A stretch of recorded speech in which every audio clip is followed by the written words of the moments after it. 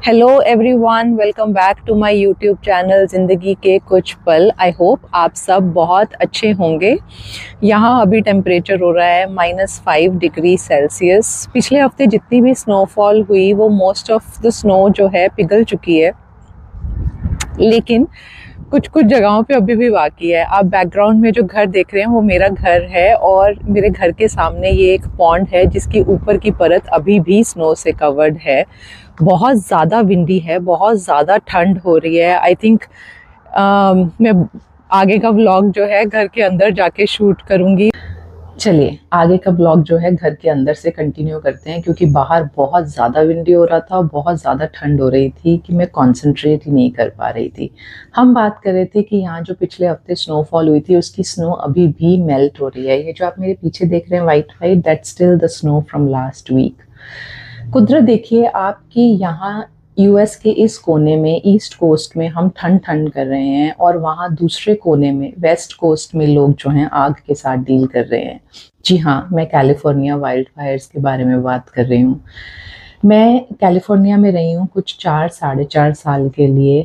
Guys, मेरी first flight जो है वो कैलिफोर्निया के एलए एयरपोर्ट पे लैंड की थी, और हम लोग रहते थे अंटारियो कैलिफोर्निया में, which is 35 to 40 miles from Los Angeles. मेरे दोनों बच्चे जो हैं वो सैन अंटोनियो हॉस्पिटल में पैदा हुए हैं, जो अपलैंड कैलिफोर्निया में है। तो कैलिफोर्निया जो है मेरी ज़िंदगी के कुछ पलों को बयान नहीं करता है। मैंने अपनी ज़िंदगी के बहुत सारे खूबसूरत पल जो हैं कैलिफोर्निया में बिताए हैं, और अब जब हम न्यूज़ में उस एरियाज़ के बारे में सुन रहे हैं, एलए के सारे आसपास के एरियाज़ जो इम्पैक्टेड हैं उसके बारे में सुन रहे हैं, तो it just breaks my heart. जब हम कैलिफोर्निया में थे तब हमने 4 साल में से सिर्फ 1 साल जो है वाइल्ड फायर्स को विटनेस किया था, that too in peak summers. लेकिन तब जो है सिचुएशन इतनी अनकंट्रोलेबल नहीं हुई थी। इवैक्यूएशंस तब भी हुए थे, लेकिन सिर्फ बॉर्डर एरियाज इम्पैक्टेड थे, और अथॉरिटीज़ ने जो है बाकी वाइल्ड फायर को बहुत जल्दी कंट्रोल कर लिया था। इस बार जो है वाइल्ड फायर्स ने एक भयंकर रूप ले लिया है, एंड आई थॉट कि मैं अपने इंसाइट्स आपके साथ शेयर कर सकती हूँ। First of all, sending prayers to all those people who are impacted, and I hope ये सिचुएशन बहुत जल्दी कंट्रोल हो जाए। चलिए बात करते हैं कि ये शुरू कहाँ से हुई।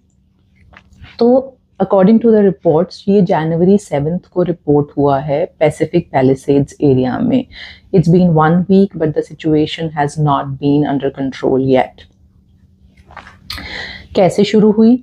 देयर इज़ एन अजम्पशन कि हो सकता है न्यू ईयर पे लोगों ने फायरवर्क्स यूज़ किए हों, पटाखे चलाए हों, जिसकी वजह से जो है ये कहीं ना कहीं इनिशिएट हो गई। और फिर सेंटा एना के विंड्स इतने पावरफुल थे, about 80 to 100 miles per hour, जिसने इस आग को इंटेंसिफाई कर दिया। तो ये सिर्फ एक अजम्पशन है कि हो सकता है फायरवर्क्स ने इनिशिएट किया हो, लेकिन primary reason definitely climate change ही है। हम लोग ग्लोबल वार्मिंग के बारे में इतने टाइम से बात कर रहे हैं, इतने सारे डिस्कशंस होते हैं ग्लोबल वार्मिंग पे, और आई थिंक ये एक एग्जाम्पल है हमारे लिए कि क्लाइमेट चेंजेस जो हैं कैसे they can lead to a natural disaster. But अब क्लाइमेट चेंजेस के अंदर we have experienced heat waves, drought conditions responsible हैं। अब हीट वेव्स, ड्रॉट कंडीशंस, हालांकि ये सिर्फ कैलिफोर्निया के क्लाइमेट चेंजेस नहीं हैं, ऑल ओवर द वर्ल्ड हैं। इस बार पेंसिल्वेनिया में भी हमने रियलाइज़ किया कि बारिश नहीं हुई है, विंटर्स बहुत देर से आए हैं इस बारी कैलिफोर्निया में। यूजुअली दिवाली पे बहुत ठंड होती है, लेकिन इस बार स्टेट की तरफ से एक वार्निंग थी कि आप फायरवर्क्स नहीं चलाएंगे क्योंकि बारिश नहीं हुई है, ड्राईनेस बहुत ज़्यादा हो गई है, और पटाखे चलाने से देवर अफ्रेड कि कहीं ना कहीं कुछ फायर इनिशिएट हो सकता है। तो लेकिन कैलिफोर्निया में जो है बहुत ज़्यादा गर्मी रही है पिछले कुछ सालों से, जो है क्लाइमेट चेंजेस की वजह से, हीट वेव्स की वजह से, ड्रॉट कंडीशंस की वजह से जो है वहाँ के पेड़ पौधे, घास जो हैं बहुत ज़्यादा ड्राई हो जाते हैं, और dry vegetation is kind of एक फ्यूल टू द फायर।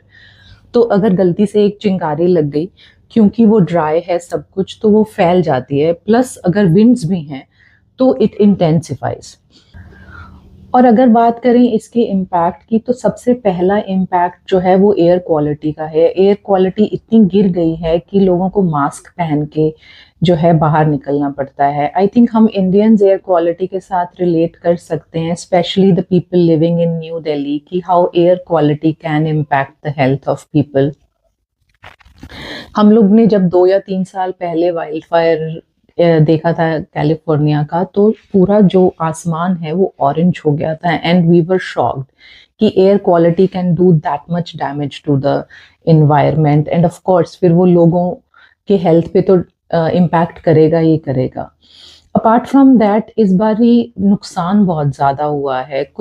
तो कुछ 24,000 एकड़ ज़मीन ऑलरेडी कह रहे हैं कि जल चुकी है। 12,000 बिल्डिंग्स इंक्लूडिंग घर डिस्ट्रॉय हो गए हैं। 2 लाख लोग जो हैं वो अपने घरों से निकल के इवैक्यूएशन सेंटर में हैं, और अगर ये सिचुएशन कंट्रोल नहीं हुई तो many more people are going to move to the evacuation centres. सुनने में आ रहा है कि बहुत सारे सेलिब्रिटीज़ के घर भी डिस्ट्रॉय हो गए हैं इस फायर में। पेरिस हिल्टन हैं, गिली क्रिस्टल हैं, लेकिन अलॉन्ग विद दैट बहुत सारे जो लैंडमार्क्स हैं, हिस्टोरिकल लैंडमार्क्स, वो भी डिस्ट्रॉय हुए हैं। विल रॉजर्स का हिस्टोरिकल स्टेट पार्क है, पैलिसेड का चार्टर स्कूल है, तो ये सारे बिल्डिंग्स भी डिस्ट्रॉय हुए हैं। पर इनके साथ एक र्यूमर अटैच्ड है कि लैंडमार्क बिल्डिंग्स का स्ट्रक्चर बहुत पुराना है, तो may be that also can be reason कि ये वाली बिल्डिंग्स ज़्यादा इम्पैक्ट हुई हैं फायर के साथ, बिकॉज बहुत पुरानी बिल्डिंग्स हैं।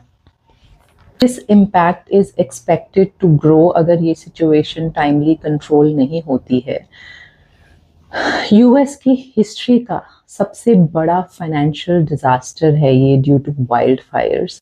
Around 250 to 275 billion dollars expected financial damage है, जो आने वाले इस टाइम में और बढ़ेगा अगर हमने सिचुएशन को कंट्रोल नहीं किया।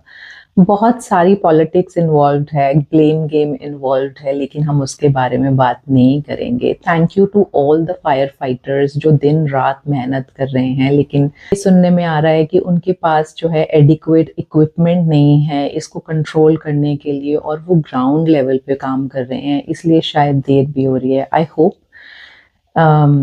जो भी अथॉरिटीज कर रही हैं ये सिचुएशन जल्दी ही कंट्रोल हो जाए। चलिए पॉजिटिव नोट पे अपने व्लॉग को रैप अप करते हुए, ये सारी डिफ़िकल्ट सिचुएशन में एक पॉजिटिव चीज़ ये है कि बहुत सारे लोग एक दूसरे की मदद कर रहे हैं। बहुत सारे ऐसे ऑथेंटिक ऑर्गेनाइजेशंस हैं जो लोगों को हेल्प आउट कर रहे हैं, इवैक्यूएशन सेंटर्स को डील कर रहे हैं।